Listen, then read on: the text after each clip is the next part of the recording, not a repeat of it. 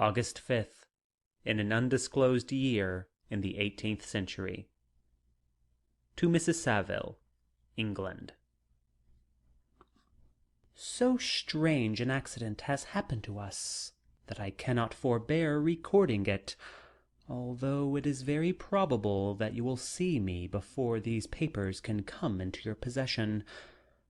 Last Monday, July 31st, we were nearly surrounded by ice, which closed in the ship on all sides, scarcely leaving her the sea-room in which she floated. Our situation was somewhat dangerous, especially as we were compassed round by a very thick fog. We accordingly lay to, hoping that some change would take place in the atmosphere and weather.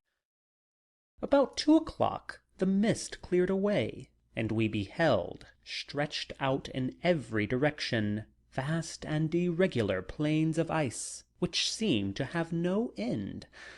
Some of my comrades groaned, and my own mind began to grow watchful with anxious thoughts, when a strange sight suddenly attracted our attention and diverted our solicitude from our own situation.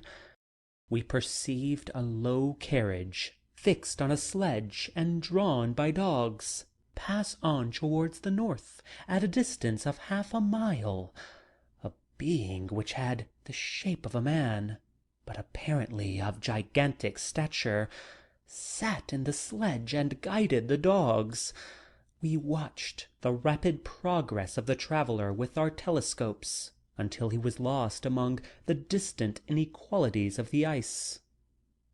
This appearance excited our unqualified wonder. We were, as we believed, many hundred miles from any land, but this apparition seemed to denote that it was not in reality so distant as we supposed.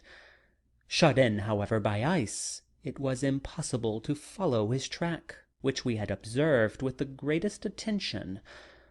About 2 hours after this occurrence we heard the ground sea, and before the night the ice broke and freed our ship. We, however, lay to until the morning, fearing to encounter in the dark those large loose masses which float about after the breaking up of the ice. I profited of this time to rest for a few hours. In the morning, however, as soon as it was light, I went upon deck and found all the sailors busy on one side of the vessel, apparently talking to someone in the sea. It was in fact a sledge, like that we had seen before, which had drifted towards us in the night on a large fragment of ice. Only one dog remained alive, but there was a human being within it whom the sailors were persuading to enter the vessel. He was not, as the other travellers seemed to be, a savage inhabitant of some undiscovered island, but a European. When I appeared on deck, the master said, "Here is our captain, and he will not allow you to perish on the open sea."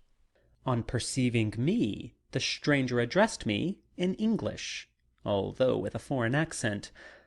"Before I come on board your vessel," said he, "will you have the kindness to inform me whither you are bound?" You may conceive my astonishment on hearing such a question addressed to me from a man on the brink of destruction, and to whom I should have supposed that my vessel would have been a resource which he would not have exchanged for the most precious wealth the earth can afford. I replied, however, that we were on a voyage of discovery towards the northern pole.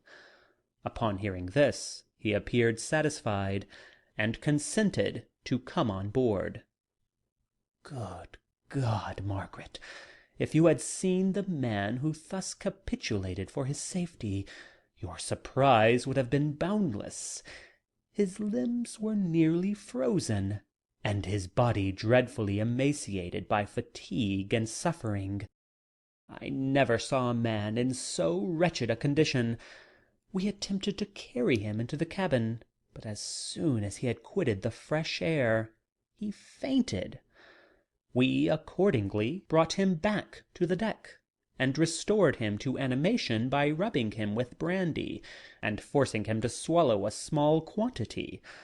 As soon as he showed signs of life, we wrapped him in blankets, and placed him near the chimney of the kitchen stove. By slow degrees he recovered, and ate a little soup, which restored him wonderfully. 2 days passed in this manner before he was able to speak, and I often feared that his sufferings had deprived him of understanding. When he had in some measure recovered, I removed him to my own cabin, and attended on him as much as my duty would permit. I never saw a more interesting creature. His eyes have generally an expression of wildness, and even madness. But there are moments when, if anyone performs an act of kindness towards him, or does him any the most trifling service, his whole countenance is lighted up, as it were, with a beam of benevolence and sweetness that I never saw equalled. But he is generally melancholy and despairing, and sometimes he gnashes his teeth, as if impatient of the weight of woes that oppresses him. When my guest was a little recovered, I had great trouble to keep him off the men, who wished to ask him 1,000 questions. But I would not allow him to be tormented by their idle curiosity. In a state of body and mind whose restoration evidently depended upon entire repose. Once, however, the lieutenant asked why he had come so far upon the ice in so strange a vehicle. His countenance instantly assumed an aspect of the deepest gloom, and he replied, "To seek one who fled from me." And did the man whom you pursued travel in the same fashion? Yes. Then I fancy we have seen him, for the day before we picked you up, we saw some dogs drawing a sledge with a man in it across the ice. This aroused the stranger's attention, and he asked a multitude of questions concerning the route which the demon, as he called him, had pursued. Soon after, when he was alone with me, he said, "I have doubtless excited your curiosity, as well as that of these good people. But you are too considerate to make inquiries." "Certainly. It would indeed be very impertinent and inhuman in me to trouble you with any inquisitiveness of mine." "And yet you rescued me from a strange and perilous situation. You have benevolently restored me to life." Soon after this, he inquired if I thought that the breaking up of the ice had destroyed the other sledge. I replied that I could not answer with any degree of certainty, for the ice had not broken until near midnight, and the traveller might have arrived at a place of safety before that time, but of this I could not judge. From this time a new spirit of life animated the decaying frame of the stranger. He manifested the greatest eagerness to be upon deck, to watch for the sledge which had before appeared. But I have persuaded him to remain in the cabin, for he is far too weak to sustain the rawness of the atmosphere. I have promised that someone should watch for him and give him instant notice if any new object should appear in sight. Such is my journal of what relates to this strange occurrence up to the present day. The stranger has gradually improved in health, but is very silent, and appears uneasy when anyone except myself enters his cabin. Yet his manners are so conciliating and gentle that the sailors are all interested in him, although they have had very little communications with him. For my own part, I begin to love him as a brother, and his constant and deep grief fills me with sympathy and compassion. He must have been a noble creature in his better days, being even now in wreck so attractive and amiable. I said in one of my letters, my dear Margaret, that I should find no friend on the wide ocean. Yet I have found a man who, before his spirit had been broken by misery, I should have been happy to have possessed as the brother of my heart. I shall continue my journal concerning the stranger at intervals, should I have any fresh incidents to report. August 13th. In an undisclosed year in the 18th century. My affection for my guest increases every day. He excites at once my admiration and my pity to an astonishing degree. How can I see so noble a creature destroyed by misery without feeling the most poignant grief? He is so gentle, yet so wise. His mind is so cultivated, and when he speaks, although his words are cold with the choicest art, yet they flow with rapidity and unparalleled eloquence. He is now much recovered from his illness, and is continually on deck, apparently watching for the sledge that preceded his own. Yet, although unhappy, he is not so utterly occupied by his own misery, but that he interests himself deeply in the projects of others. He has frequently conversed with me on mine, which I have communicated to him without disguise. He entered attentively into all my arguments in favor of my eventual success, and into every minute detail of the measures I had taken to secure it. I was easily led by the sympathy which he evinced to use the language of my heart, to give utterance to the burning ardor of my soul, and to say with all the fervor that warmed me how gladly I would sacrifice my fortune, my existence, my every hope, to the furtherance of my enterprise. One man's life or death were but a small price to pay for the acquirement of the knowledge which I sought, for the dominion I should acquire and transmit over the elemental foes of our race. As I spoke, a dark gloom spread over my listener's countenance. At first I perceived that he tried to suppress his emotion. He placed his hands before his eyes, and my voice quivered and failed me as I beheld tears trickle fast from between his fingers. A groan burst from his heaving breast. I paused. At length he spoke, in broken accents. "Unhappy man! Do you share my madness? Have you drunk also of the intoxicating draught? Hear me. Let me reveal my tale, and you will dash the cup from your lips." Such words, you may imagine, strongly excited my curiosity, but the paroxysm of grief that had seized the stranger overcame my weakened powers, and many hours of repose and tranquil conversation were necessary to restore his composure. Having conquered the voice of his feelings, he appeared to despise himself for being the slave of passion, and quelling the dark tyranny of despair, he led me again to converse concerning myself personally. He asked me the history of my early years. The tale was quickly told, but it awakened various trains of reflection. I spoke of my desire of finding a friend, of my thirst for a more intimate sympathy with a fellow mind than had ever fallen to my lot, and expressed my conviction that a man could boast of little happiness who did not enjoy this blessing. "I agree with you," replied the stranger. "We are unfashioned creatures, but half made up, if one wiser, better, dearer than ourselves, such a friend ought to be, do not lend his aid to perfectionate our weak and faulty natures. I once had a friend, a most noble of human creatures, and am entitled, therefore, to judge respecting friendship. You have hope and the world before you, and have no cause for despair.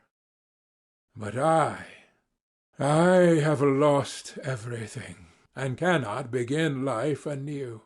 As he said this, his countenance became expressive of a calm, settled grief that touched me to the heart. But he was silent, and presently retired to his cabin. Even broken in spirit as he is, no one can feel more deeply than he does the beauty of nature. The starry sky, the sea, and every sight afforded by these wonderful regions seems still to have the power of elevating his soul from earth. Such a man has a double existence. He may suffer misery and be overwhelmed by disappointments, yet when he has retired into himself, he will be like a celestial spirit that has a halo around him, within whose circle no grief or folly ventures. Will you smile at the enthusiasm I express concerning this divine wanderer? You wonder. You would not if you saw him.